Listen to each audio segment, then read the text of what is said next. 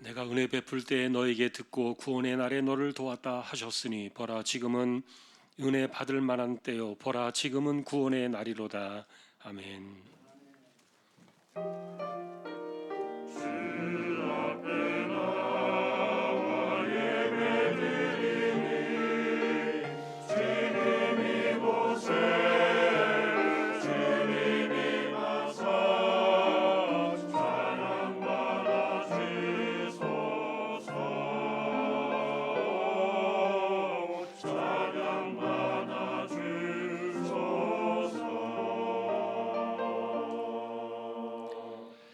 하나님 감사합니다. 주님의 날을 주시고 저희들을 예배자로 세워주셨습니다. 부족한 심령들 이 시간도 성령께서 주장하셔서 예배를 인도해 주시고 하나님 홀로 영광을 받으시옵소서. 예배의 시종을 의탁합니다. 존귀하신 예수 그리스도의 이름으로 기도하옵나이다. 아멘.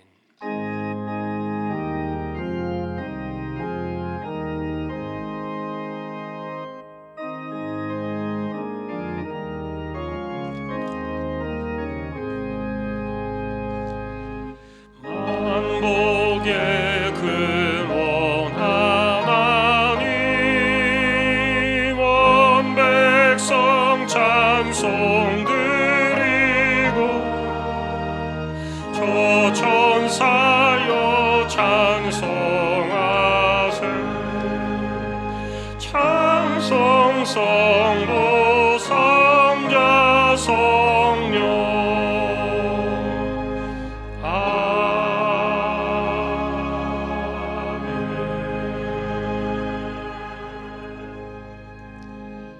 전능하사 천지를 만드신 하나님 아버지를 내가 믿사오며 그 외아들 우리 주 예수 그리스도를 믿사오니 이는 성령으로 잉태하사 동정녀 마리아에게 나시고 본디오 빌라도에게 고난을 받으사 십자가에 못 박혀 죽으시고 장사한 지 사흘 만에 죽은 자 가운데서 다시 살아나시며 하늘에 오르사 전능하신 하나님 우편에 앉아 계시다가 저리로서 산자와 죽은 자를 심판하러 오시리라. 성령을 믿사오며 거룩한 공예와 성도가 서로 교통하는 것과 죄를 사하여 주시는 것과 몸이 다시 사는 것과 영원히 사는 것을 믿사옵나이다. 아멘.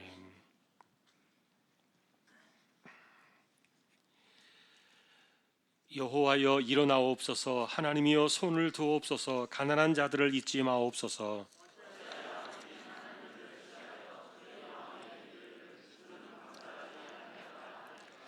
주께서는 보셨나이다. 주는 재앙과 원한을 감찰하시고 주의 손으로 갚으려 하시오니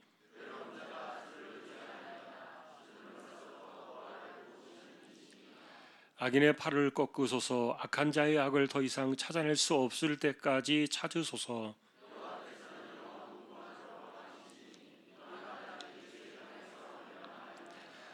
여호와여 주는 겸손한 자의 소원을 들으셨사오니 고아와 압제 당하는 자를 위하여 심판하사 아멘.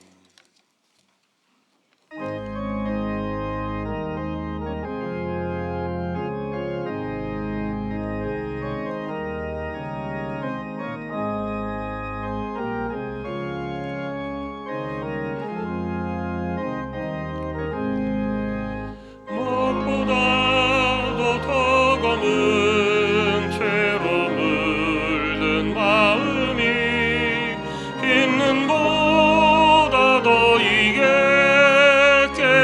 깨끗하게 씻겼네.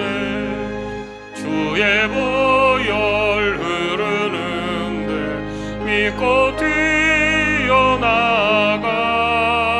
주의 은혜 내가 입어 깨끗하게 되었네. 모든 의심 걱정과 두려움이 사라져 슬픈 탄식 변하여 기쁜 찬송 되었네. 주의 보혈 흐르는데 믿고 뛰어나가 주의 은혜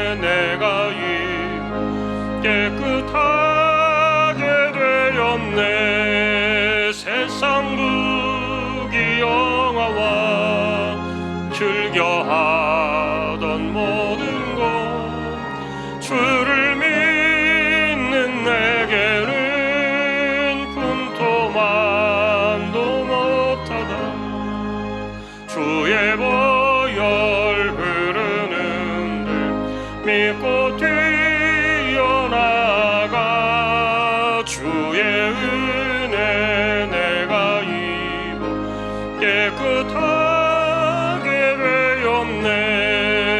나의 모든 법에는 첫 천국에 쌓였네. 나의 평생 자랑은 주의 십자가로다. 주의 보혈 흐르는데 믿고 뛰어나가. 주의 은혜 내가 입어 깨끗하게 되었네.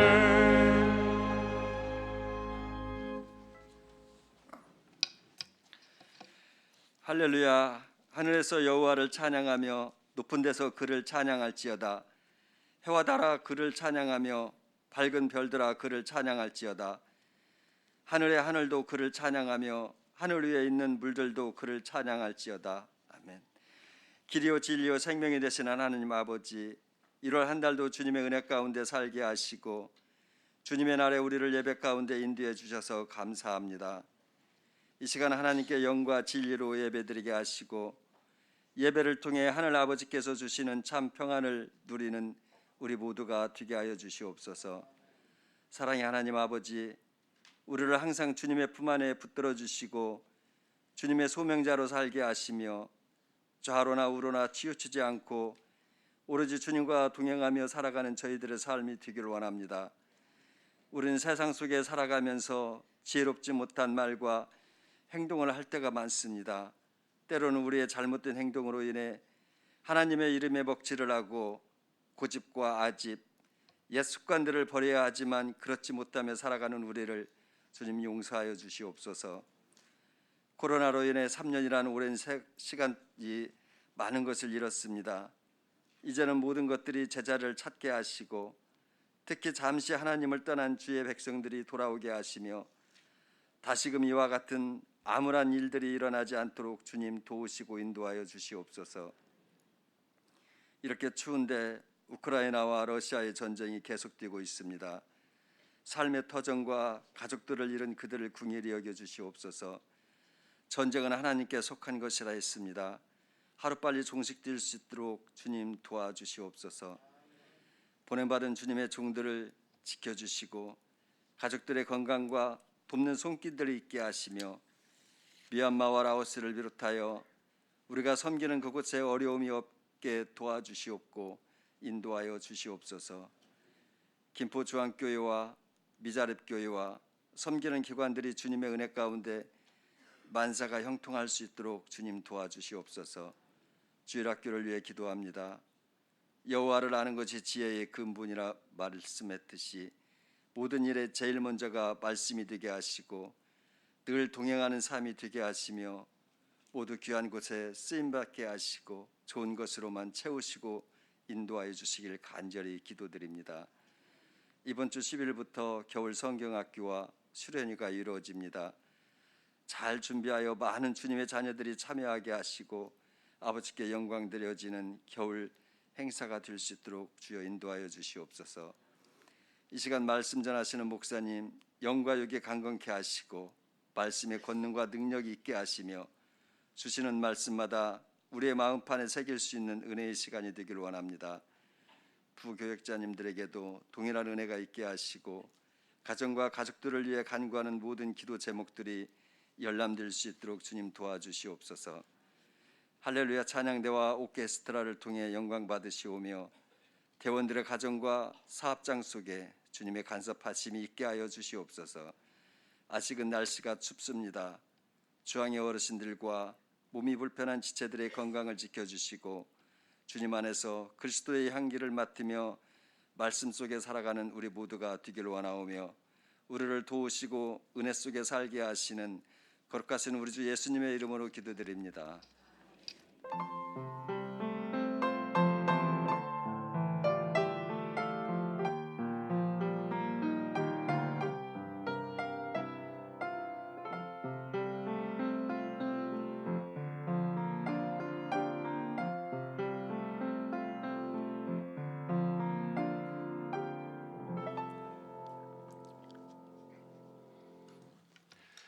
하나님의 말씀 오늘은 요한일서 3장이 되겠습니다.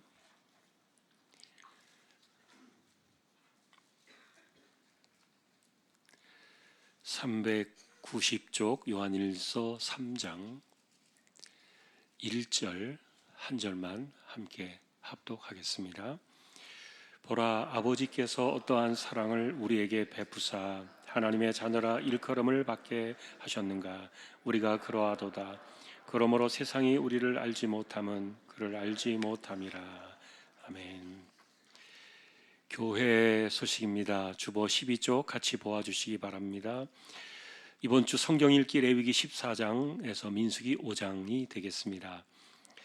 어제까지 적립된 낙헌예물 2억 6,912만 9,016 42.73% 적립이 되었습니다. 내용들이 많은데 몇 가지만 말씀을 드립니다. 성경학교 이제 시작이 됩니다. 기도해 주시고요. 그리고 오늘 오후 예배는 재직 헌신 예배로 드리게 됩니다. 인천 제2교회 이건영 목사님 오셔서 말씀을 전해 주시겠는데 여러분 재직들 많이 오셔서 함께 꼭 은혜 나누시기를 바랍니다. 상반기 장학금, 입학장학금, 일반장학금 신청이 있습니다. 참조하시기 바랍니다. 문서기획부의 유용옥 권사님 또 새롭게 섬기게 되었습니다. 2월 마지막 주부터 상반기 성경연구원이 또 시작이 됩니다. 함께 준비하셨다가 참여해 주시기를 바랍니다. 그리고 지난주 중에 권설아 권사님 친정에 부친 장례가 있었습니다. 또 위로의 교제가 함께 할 수 있기를 바랍니다. 토요일날 양치홍 집사님, 김선혁 권사님 가정의 둘째 성주군 결혼식이 있습니다. 교회 출발 12시 10분입니다. 또 축하해 주시기 바랍니다. 그리고 또 라오스의 조민영 사모님 잠깐 나왔는데 병원 진료 약 때문에 왔습니다. 또 함께 또 교제 나누시기 바랍니다.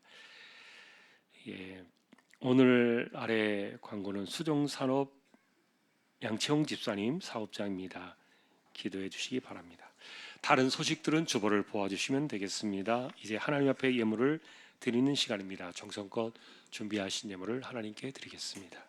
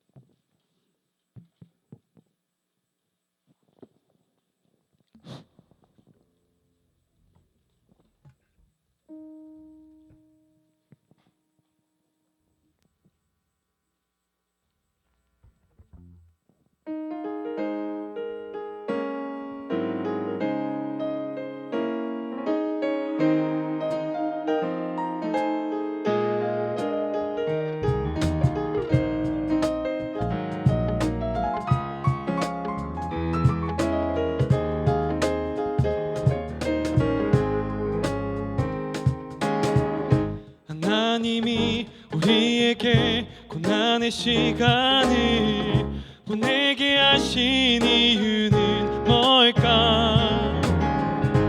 믿음의 확실함이 불로 연단할 금보다 더 귀한 걸 알게 하시기 위해서 고난은 금을 만드는 시간, 정금으로 빚어질 믿음의 세계, 세상의 어떤 두려움 속에도 오직 하나님의 뜻을 발견하는 것. 하나님이 우리에게 고난의 시간을 보내게 하신 이유는 뭘까? 믿음의 확실함이 불로 연단할 금보다 더 귀한 걸 알게 하시기 위해서 말라는 인내는 연단을 연단은 소망으로 이루어 가시고 세상의 어떠한 유혹 속에도 절대 흔들리지 않고 주 바라보는 것. 하나님이 우리에게 고난의 시간을 보내게 하신 이유는 뭘까? 믿음의 확실함이 불로 연단할 끔보다 더 귀한 걸 알게 하시기 위해서.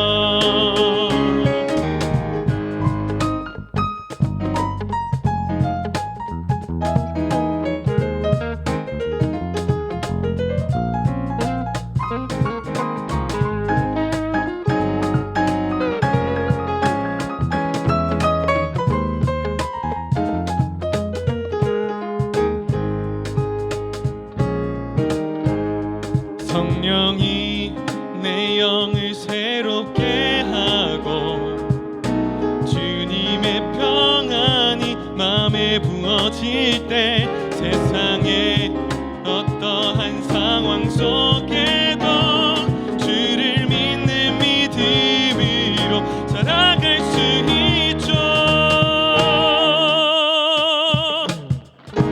하나님이 우리에게 고난의 시간을 보내게 하신 이유는 뭘까? 믿음의 확실함이 불로 연단할 끔보다 더 귀한 걸 가장 귀한 걸 가장 더 귀한 걸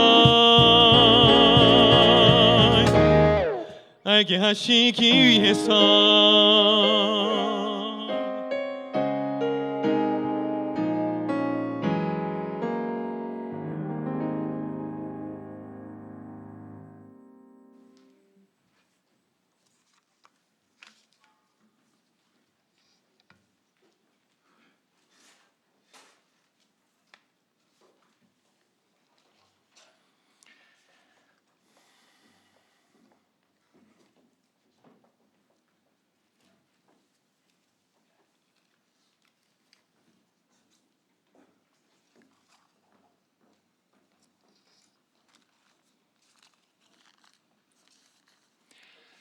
찬양으로 영광을 돌렸습니다. 감사합니다. 하나님, 이 땅을 살아가면서 연단의 길을 통하여 정금같이 거듭나는 저희들 모두 되게 하여 주십시오.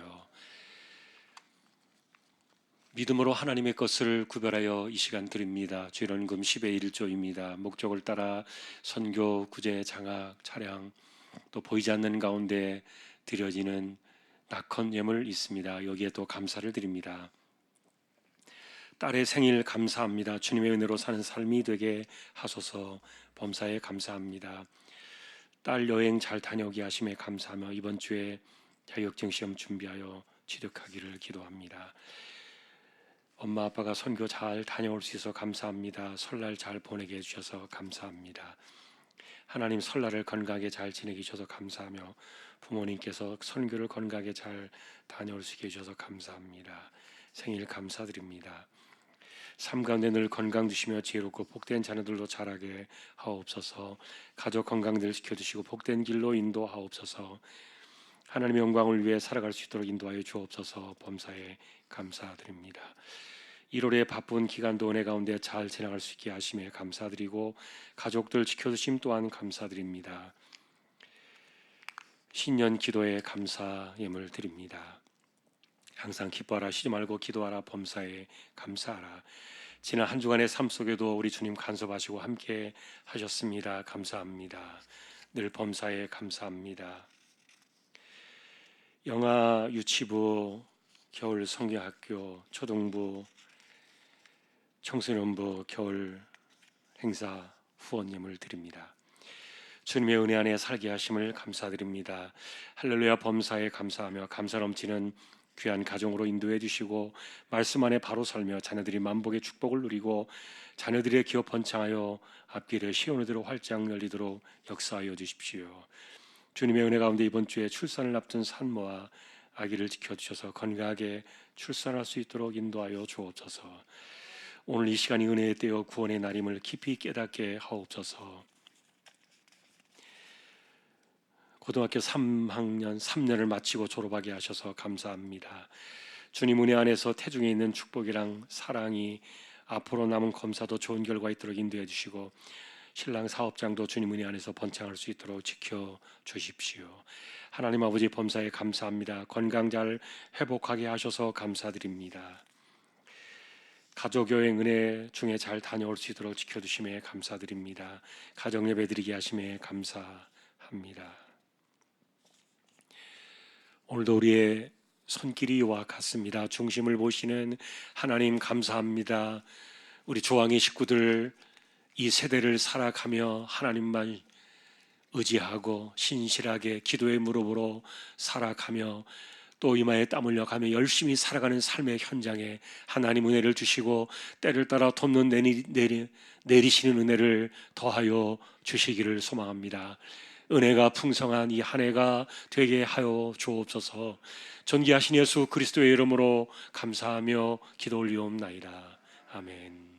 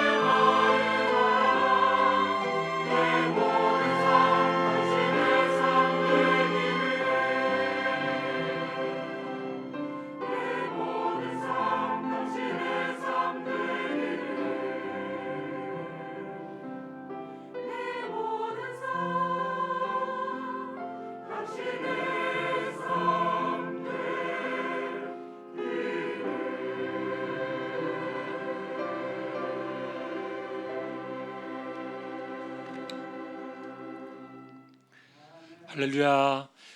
하나님 감사합니다. 오늘도 귀한 종들을 세워주셔서 영광을 받으시니 감사합니다. 하나님, 이제 말씀을 듣고자 합니다. 부족한 종과 저희 모두를 말씀으로 인도하여 주십시오. 존귀하신 예수님의 이름으로 기도합니다. 아멘. 평안하셨습니까? 오늘도 말씀 앞에 서게 된 저와 여러분들에게 주님의 평강이 함께 하시기를 예수님의 이름으로 축복합니다. 오늘은 한 가지의 주제를 우리가 만나보려고 합니다. 그것은 자녀라는 사실입니다. 하나님의 자녀다 우리가. 요한복음에 이것을 규정해 준 구절이 있습니다. 1장 12절에 영접하는 자 곧 그 이름을 믿는 자들에게는 하나님의 자녀가 되는 권세를 주셨다. 여러분이 잘 알고 계시는 이 구절의 하이라이트는 자녀라는 단어입니다. 누가 하나님의 자녀인가? 영접하는 사람이다. 자, 그런데 이 영접이라는 이 단어를 보니까 그분을 나의 것으로 취하라, 그런 의미입니다. 영접이라는 개념은 내 안에, 내 심령 속에 그분을 내 것으로 모신다는 그런 의미를 갖고 있는데, 요한 사도는 이것을 한 번 더 해석해 주기를 그 이름을 믿는 것이다. 그래서 여러분, 예수 그리스도를 영접하라, 이런 초청을 이야기를 들어본 적이 있을 거예요. 예수 그리스도를 영접한다는 말이 뭐냐? 그것은 그 이름을 믿는 것이다, 이렇게 말했지만 어쨌든 그 단어적으로 말하면은 내 안에 그분을 모셔드리는 것이다. 자, 이것은 모든 믿는 자들의 삶 속에 일어나는 사실은 변치 않는 진리고 확정된 진리인데, 우리가 이것을 많이 잊어버리고 살지 않나, 그런 생각도 듭니다. 실제로 여러분, 우리가 하나님의 자녀가 될 수는 없죠. 불행하게도 하나님의 아들은 예수 그리스도 한 분밖에 없고요. 그런데 하나님께서는 그 아들의 생명이, 그분이 우리 안에 계시기 때문에 우리를 자녀처럼 해주시겠다. 그것이 자녀가 되는 권세라는 표현이에요. 그래서 저는 이 권세라는 이 표현을 우리가 자녀라는 그 신분표와 같다, 내 안에 그리스도가 계신 그것이 내가 하나님의 자녀라는 신분표와 같은 것이다, 그렇게 보여져요. 근데 이것이 왜 중요합니까? 사실 우리는 하나님의 나라에 갔을 때 그리스도와 같은 모습으로 변화되어서 그 아들의 모습으로 영원히 살아가게 될 겁니다. 그게 우리의 소망 아닙니까? 천국에 갔을 때 우리는 그와 같은 모습으로 변화되어서 영원토록 아버지와 함께 사는 것인데, 그런데 문제는 그것이 지금 이 땅에서부터 시작된다는 거예요. 그 하나님의 자녀는 지금 이 땅에서부터다. 이 땅에서 하나님의 자녀가 아닌 사람이 천국 가서 자녀가 갑자기 되나요? 아닙니다. 지금 자녀인 사람들만이 천국 가서 하나님의 자녀가 되는 것입니다. 그런데 이제 이와 같은 모습들을 보면서요, 저는 사실 지난주에 베데스다 연못가에 그 사람을 좀 생각해 봤어요. 38년 된 병자의 이야기를 보면서 마음에 걸리는 것이 하나가 사실은 있었어요. 그것이 뭐냐면은, 이 사람이 고침받고 난 이후에 예수님께서 다시 만나셨는데 성전에서 그를 만나시고 나서 그에게 하신 말씀 한마디 때문이었어요. 그게 뭐냐면은, 네가 다시는 더 심한 것이 생기지 않게 다시는 죄를 지지 마라, 그 이야기를 남겨주셨어요. 그것이 제가 이제 이 38년 된 병자의 사건 이후를 따라가면서 지난 한 주 내내 이걸 어떻게 우리가 풀어가야 될까 좀 고민이 되었어요. 자, 그런데 여러분, 요한복음은 사실은 실제 사건은 예수님 공생의 당시에 있었던 사건이고, 그러나 요한복음이 기록되어서 선포되어진 것은 그로부터 30여 년이 지난 이후예요. 그 말을 다른 말로 말하면은 이 38년 된 병자가 베데스다 연못가에서 고침을 받고 그가 그리스도인으로 이미 살아가고 오랜 시간 30여 년 이상을 하나님의 자녀로 살아온 그가 다시 요한을 통해서 기록된 성경으로 자기의 이야기를 듣는 거예요. 여러분, 그 관계를 생각해 볼 수 있겠습니까? 이 사람도 요한복음의 이야기를 듣습니다. 그러니까 사도 요한의 이야기를 통해서, 사도 요한의 기록된 성경을 통해서 다시 30여 년 만에 자기 이야기를 들을 때 이 사람이 그동안에 어떻게 살아왔을까를 하는 그런 생각도 좀 궁금했고요. 그러나 중요한 것은 아까도 말했던 것처럼 마음에 가시처럼 딱 걸린 것 가운데 하나가, 네가 다시는 더 심한 것이 생기지 않게 죄를 짓지 마라. 그 이야기를 남겨주신 것을 이 사람은 어떻게 잘 풀어갔을까? 그런 궁금증들을 가지고서 요한의 이야기를 한번 따라가 본 겁니다. 자, 여러분, 그래서 우리가 그런 과정들을 생각해 놓고 본다면은 한마디로 이렇게 물을 수 있을 거예요. 이 사람은 그 30여 년 동안에 고침받고 나서 예수님 믿고 신자로 살아왔을 때 그가 다시 과연 이 신자의 삶을 버리고 죄 짓는 게 너무 좋아가지고 다시 예수님을 떠나서 세상으로 돌아갔을까? 그랬다면 그는 틀림없이 또다시 베데스다의 그 연못가에 처참한 사망 아래의 모습으로 돌아갔을 것이다. 그런데 우리에게 그것을 남겨놓고 있지는 않아요. 완전히 해결된 사람의 모습을 우리에게 보여주고 있기 때문에 30여 년 만에 그의 이야기가 이렇게 교회 앞에서 다시 공개가 되었겠죠. 자, 어쨌든 이 사람이 고침받고 나서 예수님을 처음 만났던 것은 성전 안에서였습니다. 다시 예수님이 그를 만나 주신 것은 연못이 아니라 성전 안이었다는 거예요. 그리고 그 성전에서 그에게 주셨던 그 말씀이 아까 말씀드린 그 내용이었어요.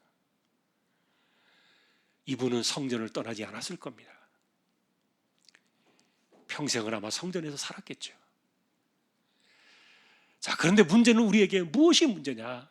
과연 죄를 짓지 않을 수 있는 힘이 우리에게 있느냐? 그 본인 자신도 그랬고 우리 자신도 돌이켜 볼 때 우리가 과연 이 땅에서 죄 짓지 않고 살 수 있을까? 만일에 또다시 죄를 지어가지고 그런 그 험악했던 베데스다 연못가에 처참한 38년 동안 누워있었던 병자의 자리로 돌아가야 한다면 이 얼마나 불행한 일인가. 그런데 그런 일이 없었기 때문에 이 성경은 소개되었을 거라고 보는 그런 그 결과론적인 관점 속에서 그 이야기를 바라볼 때 오늘 우리는 첫 번째 이야기했던 그리스도 안에 그 그리스도의 생명이 우리 안에 들어올 때 우리는 하나님의 자녀구나. 이 하나님의 자녀라는 이 사실이 우리로 하여금 이 죄를 어떻게 대처하게 만드는가, 그것을 좀 찾아가 보았던 겁니다. 오늘 읽으신 3장 요한일서 3장 1절에도 이렇게 이야기합니다. 보라, 아버지께서 어떠한 사랑을 우리에게 베푸사 하나님의 자녀라 일컬음을 받게 하셨는가. 우리가 그러하도다. 그러므로 세상이 우리를 알지 못하면 그를 알지 못함이라. 우리에게 하나님의 자녀라는 이 놀라운 사실을 선포해 주셨는데, 그런데 세상이 우리가 하나님의 자녀라는 사실을 모른다는 거예요. 그것은 그들이 하나님을 알지 못하기 때문이라. 여러분, 이 하나님의 자녀가 된 사람들이 이 요한 사도는요, 이 이야기를 하면서 또 우리에게 끌어가는 그 주제가 뭐냐면은 훗날 우리가 그 참 아들의 모습으로 변화될 것이다. 그런데 그것은 이 땅에서부터다. 아까 말씀드린 그 내용이 요한일서 3장에 기록이 되어 있어요. 그러니 결국 우리의 소망은 무엇입니까? 하나님 앞에 서는 거예요. 언젠가는 아들의 모습으로 하나님 앞에서 당당하게 서게 될 그날을 소망하며 살아가는 것이 우리의 신앙인데, 그러다 보니까 그런 마음을 가지고 그런 중심을 가지고 살아가게 되면은 이 땅에서 무슨 삶을 살아야 될까? 그것은 삶의 모습이 아니라 사실은 우리 본질의 모습인데, 중심의 모습인데, 그것은 내가 그 하나님을 만나게 될 생각을 하다 보니까 깨끗할 수밖에 없는 거예요. 내가 언젠가는 그분 앞에 서야 되기 때문에. 그러면서 요한 사도는 우리에게 중요한 이야기를 전해 주었어요. 요한일서 3장 8절에 보면은 죄를 짓는 자는 마귀에게 속하나니 마귀는 처음부터 범죄함이라. 하나님의 아들이 나타나신 것은 마귀의 일을 멸하려 하심이라. 이 마귀의 일이라는 것이 뭡니까? 죄짓게 하는 건데, 지금 여기서 말하는 이 죄를 짓게 한다는 말은 하나님의 자녀의 자리를 떠나게 하는 것을 말하는 거예요. 그것은 아까 말씀드렸던 베데스다 연못가에서 38년 만에 탈출했던 이 사람이 또다시 그 자리로 돌아가려는 것을 말하는 건데, 이게 마귀의 일이라는 거예요. 그러니까 마귀는 끊임없이 우리로 하여금 그 자리로 다시 돌아가게 만들려고 하는 것이죠. 그것이 바로 마귀에게 속한 것이다. 그러나 그 다음에 또 보니까 9절에 하나님께로부터 난 자마다 죄를 짓지 않는다. 왜냐하면 하나님의 씨가 그의 속에 있기 때문이다. 여기서 말하는 하나님의 씨는 생명을 말해요. 요한 사도가 줄기에 표현하던 하나님의 생명이에요. 그리고 예수의 생명이에요. 사실 그래서 여러분이 하나님께로부터 난 자들마다 죄를 짓지 않는다는 이 말은 우리가 죄를 짓지 않을 수 있는 어떤 그 힘과 능력이 우리 안에 주어진다는 그런 표현이 아니에요. 우리는 본질적으로 죄와 상관없는 삶을 사는 거예요. 사실 여러분, 그래서 이 죄를 짓는 것이 마귀에게 속한 것이라고 말했기 때문에 만일에 우리가 다시 죄를 지으면 그러면 하나님의 자녀의 신분이 떨어져 나가고 그 꼬리표가 떨어져 나가고 마귀의 자녀가 되는 건가? 마귀에게 붙어버리는 것인가? 이렇게 오해할 수도 있는데, 그러나 요한 사도가 지금 이야기하고 싶은 것은 우리가 그렇게 왔다 갔다 할 수 있다는 그런 이야기가 아니라 우리는 그러한 사람이라는 분명한 인식을 가져라. 당신의 인식은 뭐냐? 당신은 마귀의 자녀냐? 아니면 하나님의 자녀냐? 그것에 대한 분명한 인식을 가지라는 거예요. 그러니 여러분, 실제로 우리가 단도직입적으로 여러분들에게 묻는다면, 여러분 베데스다 연못과 같은 그 엄청난 구질구질한 사망 같은 그런 어둠의 그 세상으로 돌아가고 싶겠습니까? 그럴 사람이 과연 얼마나 되겠습니까? 그러니 우리의 삶은 절대로 그것으로 돌아갈 수 없는, 그것과는 어울릴 수 없는 삶을 살아가는 하나님의 자녀가 되었기 때문에, 그래서 우리에게는 이제 하나님 만날 그 소망을 가지고 다시 만날 그 하나님 앞에 서게 될 그날의 소망이 있기 때문에 그 거룩하신 하나님 앞에 서기 위하여 우리 자신을 우리는 깨끗하게 할 수밖에 없다. 여러분, 이것은 인식의 변화 속에서 나오는 우리의 삶의 그 본질이에요. 정례서 요한 사도의 이야기를 보면서 우리가 잘 알고 있는 베드로의 생각이 났어요. 십자가에 잡히시던 그날 아침에 새벽에 베드로가 뒤를 따라가다가 3번 부인했잖아요. 저주까지 했잖아요.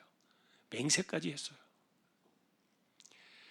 그것 때문에 그 침을 털어내지 못해가지고 예수님 부활하시고 난 이후에도 베드로는 침울한 모습으로 제자들과 함께 갈릴리 바다에 그물을 던졌는데,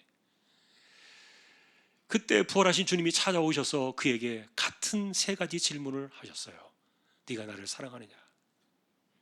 여러분, 그 질문은 베드로가 예수님을 사랑한다는 것을 의심해서 물었던 것이 아니에요. 그리고 베드로가 예수님을 사랑하지 않기 때문에 그날 부인하고 저주했던 것을 예수님이 믿지 못해서 그렇게 말한 것이 아니에요. 다만 여러분, 그가 얼마나 무서웠겠습니까? 베드로가. 그리고 그날 얼마나 그가 두려웠겠습니까? 그러니까 그 겁도 나고, 잘못 말하면 죽을 수도 있잖아요. 지금 그 하나님의 아들 그리스도가 지금 연약한 모습으로 붙잡혀 가서 죽을 자리에 지금 끌려다니는데 자기도 죽을 수도 있는 그 인간적인 두려움 때문에, 연약함 때문에 그랬던 것이지, 베드로가 예수님 정말 모른다고 부인하는 게 진짜겠냐고요. 그 주님이 하셨어요. 그래서 물었던 거예요. 그래서 네가 나를 사랑하냐 이렇게 물었던 것은 의심해서 물은 것이 아니라 내가 너의 본심을 안다, 그렇게 확증시켜준 사건이에요. 실제로 여러분께서 사도 요한 역시 우리에게 그런 이야기를 하는 겁니다. 하나님께로 난 자들이 죄를 짓겠느냐. 그건 여러분 우리의 본심이에요. 우리의 본심에 대한 이야기예요. 그러니 우리는 누구를 위해 살고 무엇을 위해 살고 나는 누구냐 하는 질문에 대해서 우리는 늘 인식을 해야 돼요. 나는 주님을 떠날 수 없는, 언젠가는 반드시 하나님 앞에 서게 될 그 하나님의 자녀라는 그 사건이요, 이 사실을 인식하는 것이 지금의 나의 삶을 결정하는 거예요.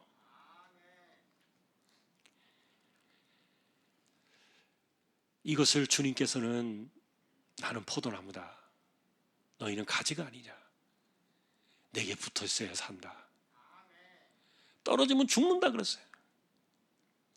그 생명이 우리는 그리스도에게부터 나오기 때문이에요. 예수의 생명이 그분에게서부터 우리에게로 공급되어지기 때문에, 끊임없이 우리에게 공급되어지니까. 여러분, 이런 것들을 깨닫는 것이 우리의 신앙의 정체성 아닙니까? 당신이 누굽니까? 그리고 나는 누굽니까? 라고 우리가 물을 때 분명한 것은 나는 하나님의 자녀입니다. 내 안에 아들의 생명이 있습니다. 여러분, 이것이 나의 신분이에요. 주님께서는 그래서 이 같은 사람들에게 요한복음을 찾아보니까 정말 꼭 필요한 선물 하나를 예수님이 주셨는데, 그게 뭐냐면 평안이에요. 주님이 이렇게 말씀하셨습니다. 평안을 너희에게 끼치노니 곧 나의 평안을 너희에게 주노라. 내가 너희에게 주는 것은 세상이 주는 것과 같지 아니하니라. 너희는 마음에 근심하지도 말고 두려워하지도 말라. 이 평안에 대한 특징 두 가지를 정리해 주셨는데요, 첫째로 주님이 주시는 평안은 나의 평안이라는 거예요. 나의 평안. 우리의 평안이라는, 내가 갖고 있는 평안이라는 것은 언제나 흔들립니다. 언제나 왔다 갔다 하고 요동을 치고 굴곡이 심할 겁니다. 그러나 그분의 평안은 흔들림이 없습니다. 그러니 나의 평안이다, 나의 평안을 주겠다. 자, 그런데 여러분, 사실은 이 평안 자체가 그분의 본질이에요. 왜냐하면 세상 어디에 내놓아도 그분은 흔들리는 분이 아니에요. 어떤 상황에서 흔들릴 수 있는 그런 것들이 존재할 수 없고요. 주님은 평안 그 자체입니다. 이 평안을 내가 주겠다. 그리고 또 이야기하십니다. 이 평안은 무엇을 이겨냅니까? 근심과 두려움을 이겨낸다. 여러분, 우리가 하나님의 자녀로 살아갈 때 주님께서 우리 안에 주신 것이 바로 이 평안의 복이었는데, 내가 하나님의 자녀인데 내가 왜 이러나? 우리 자신을 돌아보는 거예요.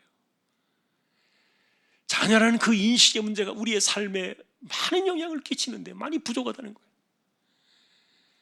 그러니 놀라운 그리스도의 평강이, 그리스도의 평안이 우리의 삶에 역사하고 있음에도 불구하고 우리가 이것을 인식하지 못하니까 자꾸만 그것을 싸매두고 있는 거예요. 내 마음 한구석 어느 언저리에 그것을 묻어두고 있는 거예요. 그리스도의 평안이 있습니다.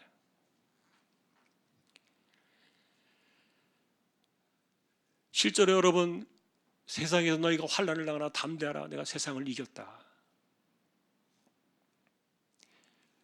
같은 말씀이 아닙니까? 근데 중요한 것은 우리가 환난이 있는 세상을 살고 있다는 거예요. 그리고 여러분, 하루에도 근심거리가 얼마나 많이 밀려옵니까? 생각하면 두려울 때가 얼마나 많이 찾아옵니까? 이게 우리의 현실이에요. 그런데 이와 같은 현실을 살아가는, 이 땅을 살아가는 우리들의 삶 속에 주님이 우리 안에 오셨을 때 평안 그 자체이신 그분이 이 평안을 가지고 근심과 두려움을 이겨내게 하시는, 이걸 어떻게 우리가 찾아낼 것인가? 내 안에 그분이 계시기 때문에 내가 자녀다. 내가 하나님의 자녀가 된 것은 그분이 내 안에 계시기 때문인데, 내가 그분을 내 심령 속에 영접했기 때문인데, 그래서 내 안에 계신 이 평안의 주님을 내가 잊어버리니까 자꾸만 우리가 흔들리고 있다는 말이에요. 그래서 여러분, 우리는 정말 단순하게 사는 법을 배워야 돼요. 자꾸만 단순하게 사는 법을 우리는 훈련시켜야 되는데, 사실 사람들은요, 세월이 흐르고 경험이 많아지고 그리고 수많은 세월들이 이렇게 다가올 때요, 우리의 생각이 많이 복잡해져요. 그리고 바라보는 시각들이 많이 복잡해요. 그러니 어느 것 하나 바라보고 우리가 대처하는 그런 상황들 속에서 스트레스가 없이 해결해 나가는 것은 하나도 없을 거예요. 자, 그런 상황 속에서 만일에 여러분들이 우리 안에 계신 생명의 주를 우리가 인식한다면 주님의 평안 속에 내 삶을 맡기는 자꾸 훈련을 해야 돼요. 그러니 하나님께서는 기도하는 자들에게 마음과 생각을 붙들어 주신다 그랬는데, 그러니 내 마음과 생각을 좀 붙들어 주세요. 너무 많이 이 세상의 염려 속에 파묻혀가지고 널뛰지 않도록, 다가오지 않을 일들까지 너무 끌어당겨가지고 너무 근심 속에 파묻히지 않도록 주님, 내 마음과 생각을 다스려 주십시오. 근심과 두려움이 찾아올 때 이 모든 것들을 넉넉히 이기는 것이 주님의 평안이라 그러셨으니까, 그 주님의 평안이 내 생각을 지배하게 해주십시오. 여러분, 우리는 짓누르지 않는 자유를 누려야 돼요. 참된 자유하는 그 마음속에서 우리가 살아가는 그 힘은 무엇입니까? 그것은 우리 안에 계신 생명으로 찾아오신 그분 때문에 우리가 자녀된 사실이에요. 그것이 우리로 사실은 본질적으로 이렇게 만들어 주시는데 우리가 그것을 인식하지 못한다는 겁니다. 자, 그러니 오늘 우리가 주목해야 될 중대한 사건은 이 자녀라고 일컬음을 우리에게 주신 이 사건이 그분과 우리와의 정말 이 특별한 관계, 새로운 관계를 만들어준 이것을 우리가 인식해야 한다는 거예요. 여러분, 우리는 하나님의 가족이에요. 예수 그리스도의 그분의 생명이 우리 안에 들어왔기 때문에 우리는 하나님과 교제할 수 있고 그리고 하나님의 자녀가 되었는데, 이것이 얼마나 중요하고 본질적인 관계인지 몰라요. 하나님을 아는 정도가 아니에요. 구약에는 선지자들이 하나님을 알자, 힘써 알자, 하나님을 아는 것에 대해서 인생을 걸었지만, 그러나 여러분, 오늘날 우리 시대는요, 하나님을 아는 정도가 아니라는 말이에요. 하나님과 어울리는 정도가 아니라는 말이에요. 그것은 도리어 그분과 긴밀하게 연합되어진 우리가 하나님의 가족으로 태어난 사실이에요. 걸어가신 하나님과 나 같은 죄인이 교제한다는 사실이 얼마나 놀라운 특권입니까? 그런데 하물며 우리가 그분의 자녀가 되었다는 것은 더 특권일 겁니다. 놀라운 일이죠. 하나님께서 그리스도를 통하여 우리와 한 사람 한 사람과 이 특별한 가족의 관계를 맺으셨다는 말이에요.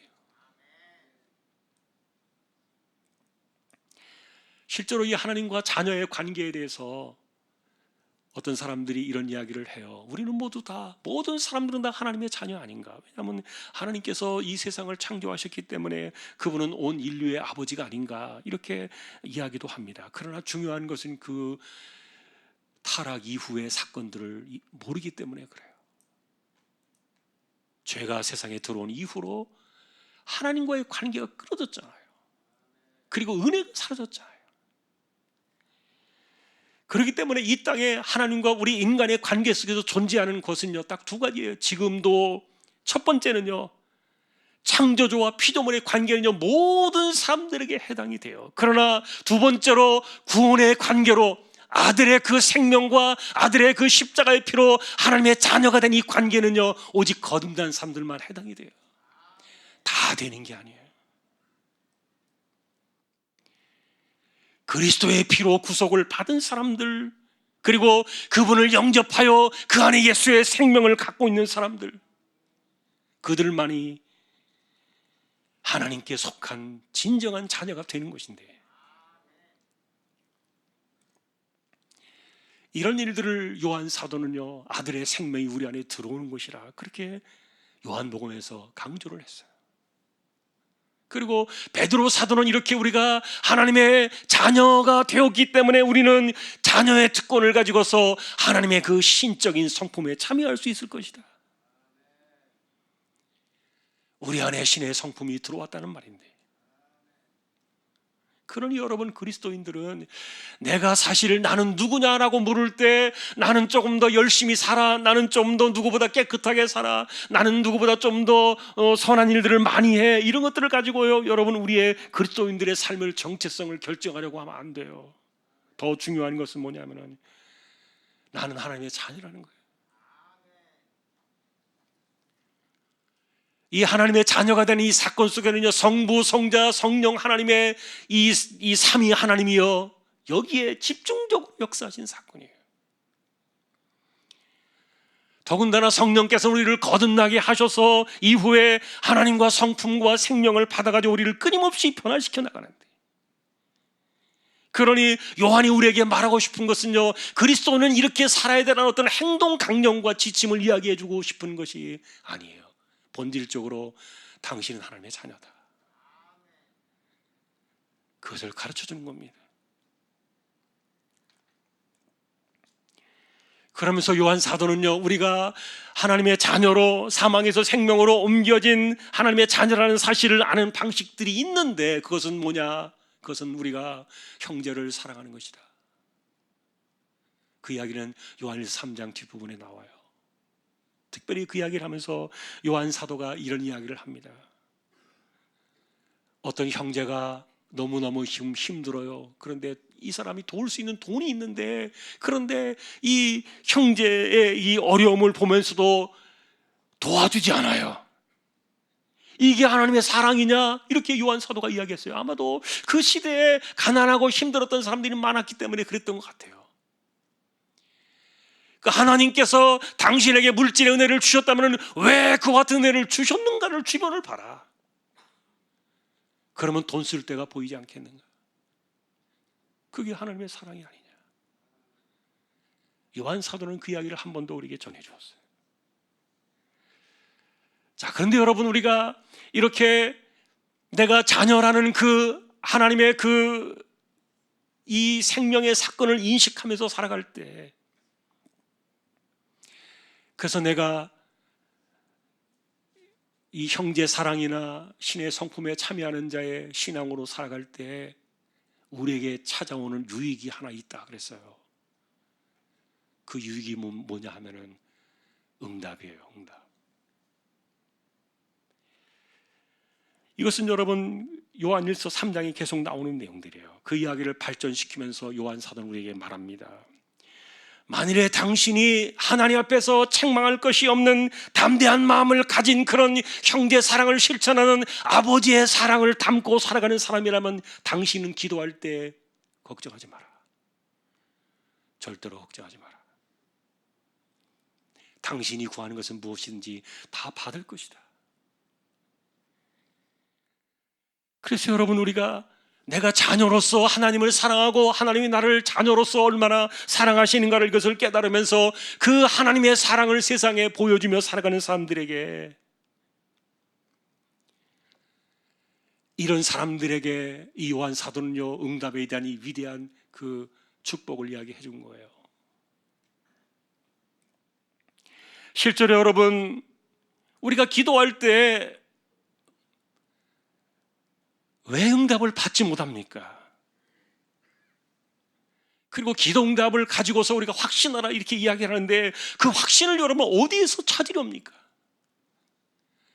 열심히 기도할 수 있고, 때로는 금식할 수도 있고, 또 때로는 마음을 토하면서, 심령을 토하면서 기도할 수도 있고,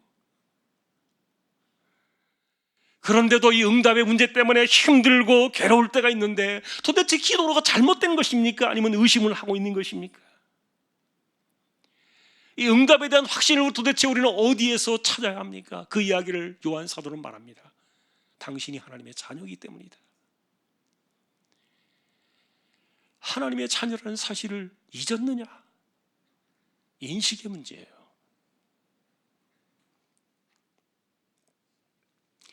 자, 그러니 오늘 우리가 이 말씀들을 정리해 볼 때요, 예수님의 생명을 가지고 살아가는 사람들의 특징은 그것은 평안이다. 실제로 우리는 다가오지 않은 내일 일 때문에 얼마나 불안하고 걱정이 됩니까? 하지 마라, 내일 일 걱정하지 마라, 내일은 내일이 염려할 것이다, 오늘 하루의 염려는 그것으로 족하다. 아무리 성경에 기록되어 있어도 여러분 잠깐 눈 뜨고서 세상을 잠깐 바라보면 얼마나 밀려옵니까? 하지 마라 성경에 기록되어도 잘 안 돼요. 그러니 우리는요, 우리가 하나님의 자녀라는 사실을 잊어버리고 살아가면, 그리고 내 안에 그 예수님의 생명이 우리 안에 들어와 있기 때문에 이런 그 일들이 일어나고 있다는 사실을 잊어버리면은요, 불안해지고 걱정하고 근심하고 이런 것들은 없어지지 않아요. 그러나 우리는 우리 안에 계신 이 생명으로 찾아오신 그리스도의 임재 안에서 우리는 하루하루를 자신 있게 살아가야 돼요. 여러분, 하나님의 자녀니까요. 사실 이 단순한 진리가, 이 간단한 진리가, 우리 인식의 변화가 내 삶의 이 형태를 바꾸어 나갈 거예요. 그리고 내 생각의 그 모습들, 이런 것들을 바꾸어 나가게 되는데, 사실 우리가 그리스도인으로서 변화되어져 가는 삶을 산다는 것은요, 바로 이런 것들을 의미하는 거예요. 뭐가 달라졌느냐고요. 무엇이 우리의 삶을 변화시켰다고 고백할 수 있겠냐고요.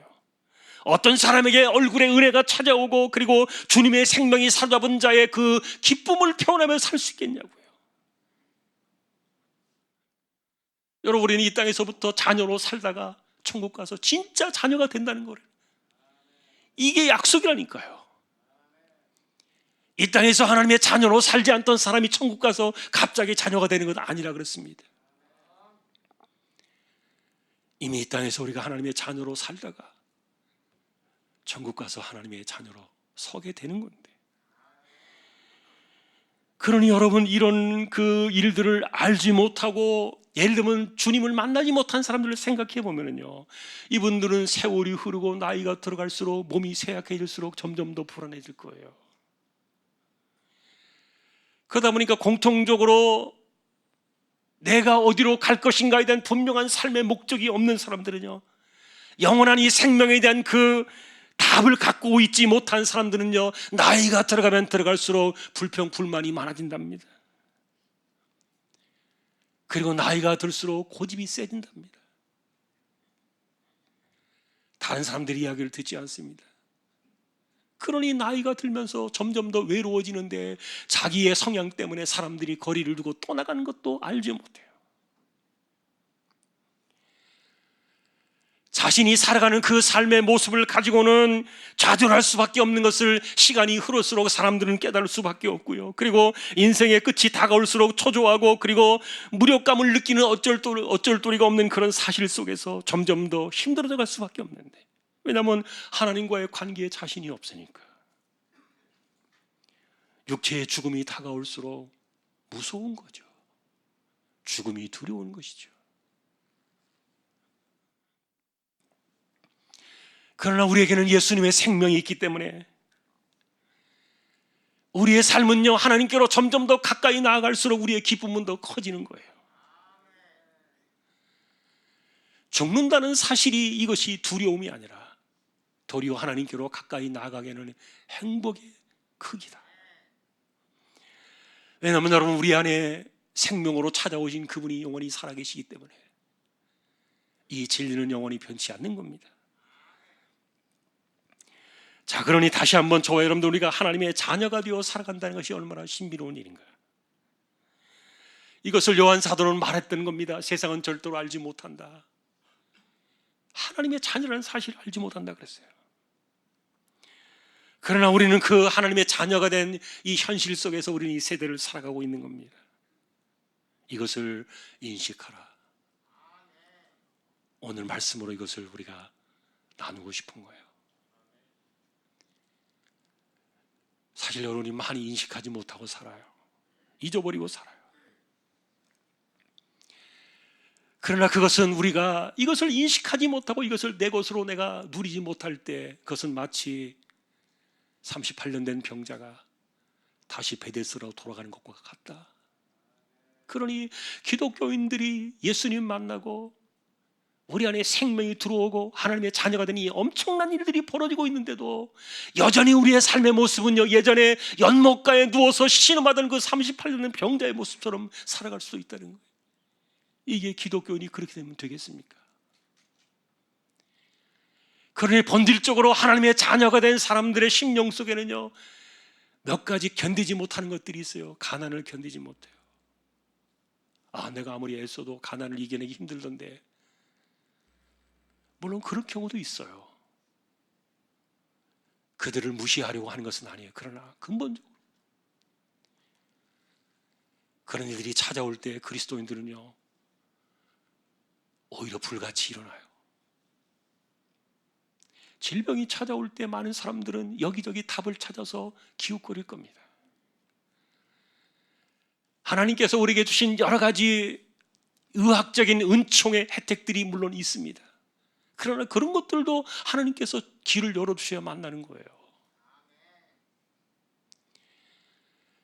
더 중요한 것은 그냥 거기에 파묻혀가지고 쓰러지지 않는다는 거예요. 본질적으로 생리적으로 맞지 않아요. 하나님의 자녀들은 그래서 가난과 싸워 이기고 질병과 싸워 이기고 실패나 상처나 이런 것들을 극복하기 위해서 가만히 내버려둬도 돼요. 막 움직이는 거예요. 끊임없이 꿈틀거리면서. 그게 자녀된 자의 삶으로 살아가는 사람들의 본질입니다. 자, 오늘 우리 이와 같은 말씀들을 바라보면서 저는 제가 처음에 말씀드린 것처럼 38년 된 병자가 자리를 털고 일어났을 때 그 이후를 살아가고, 그리고 자기가 30여 년 만에 자기의 이야기를 들을 때 그가 살아왔던 그런 삶의 환경들을 생각해 보면서 사실은 이 내용을 제가 정리를 했는데, 여러분, 우리에게는 하나님의 자녀라는 이 위대한 생각을 가져야 됩니다. 이것이 내 삶을 바꾸어야 돼요. 그것이 바로 은혜 아래 살아가는 방식을 우리가 채택하는 것인데, 그것은 주님의 권세 아래 나의 인생을 내려놓는 것을 말해요. 그러니 오늘 말씀은 여기까지입니다. 여러분, 하나님의 자녀입니다. 우리 모두 하나님의 자녀입니다. 그 하나님의 사랑이 얼마나 큰가. 아무것도 끊을 수 없다. 이게 왜 그런 일들이 일어납니까? 로마서 8장에 나와 있는 건 사망도 고통도 환난도 이 모든 것들이 하나님의 사랑을 끊을 수 없다는 그 단순한 이유 하나가 뭡니까? 당신은 자녀니까요. 어떻게 그것을 끊을 수 있겠냐고요? 안 되는 겁니다. 오늘도 우리는 우리의 이 인식의 변화, 참 이 진리를 깨닫고 그것을 내 안에서 이렇게 폭발시켜야 돼요. 가슴 한 구석에 묻어두지 마라. 올 한 해도 역사하시는 이 예수님의 생명, 그것이 우리 안에서 역사하는 이 놀라운 큰 은혜가 저와 여러분들에게 함께 할 수 있기를 오늘도 존귀하신 주님의 이름으로 간절히 축복합니다. 찬송가 421장입니다.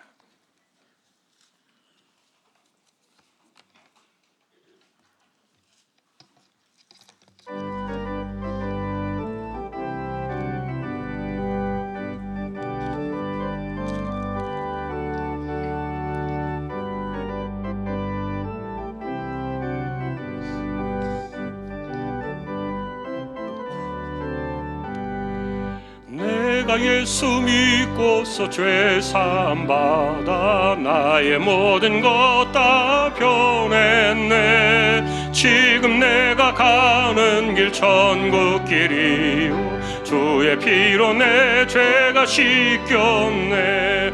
나의 모든 것 변하고 그 피로 구속 받았네. 하나님은 나의 구원 되시오니 내게 정죄함 없겠네. 주 주님 밝은 빛 되사 어둠에 치니 나의 모든 것 다 변했네. 지금 내가 주 앞에 온전케 됨 주의 공로를 의지함일세. 나의 모든 것 변하고 그 피로 구속받았네. 하나님은 나의 구원 되시오니 내게 정죄함 없겠네.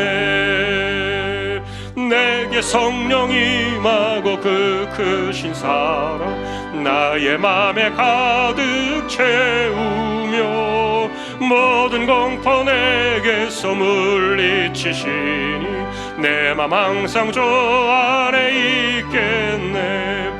나의 모든 것 변하고 그 피로 구속받았네. 하나님은 나의 구원 되시오니 내게 정죄함 없겠네. 아멘. 우리가 예수님을 믿고 주님을 영접했을 때 자녀가 되었다는 사실을 인식하지 못하고 잊어버리고 살았을 때가 있었음을 고백합니다.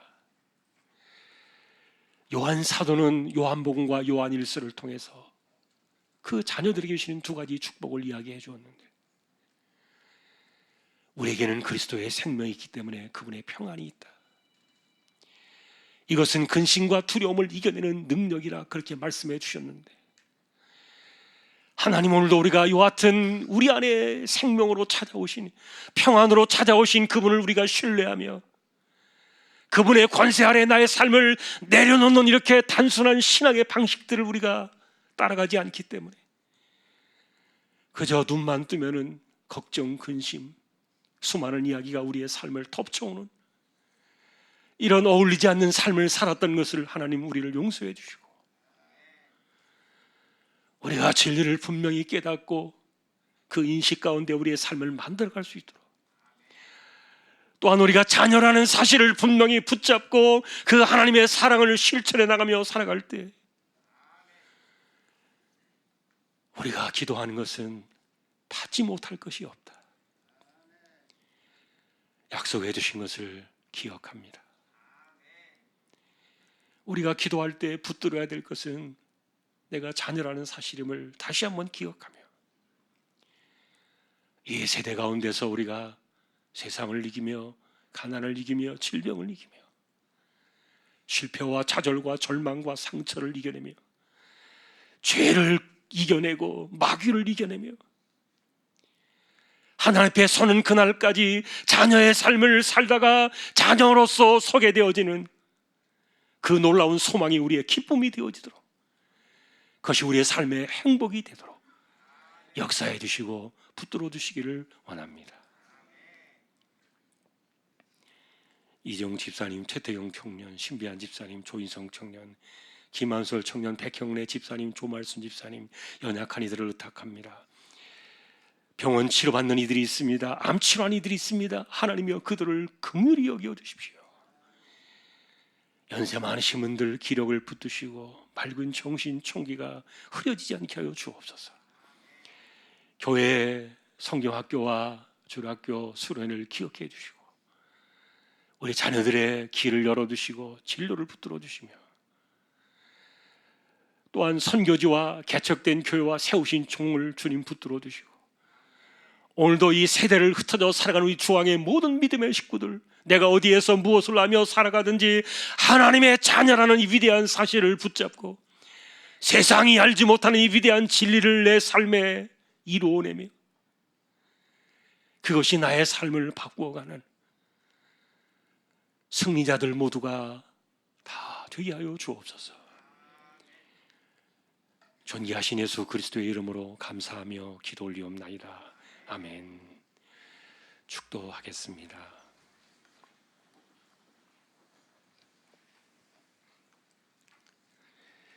우리에게 영원한 생명으로 찾아오셔서 자녀가 되게 하신 우리 주님 예수 그리스도의 은혜와 하나님 아버지의 사랑과 성령님의 감화 감동 위로 인도 교통 충만하심이 이 땅을 살아가며 하나님의 자녀로 살다가 하나님의 완전한 자녀로 서게 되는 이 놀라운 기쁨과 행복을 누리며 승리하기를 소망하는 우리 모든 심령들 주왕의 가족들 위해 이제로부터 영원까지 항상 함께 있을지어다. 아멘.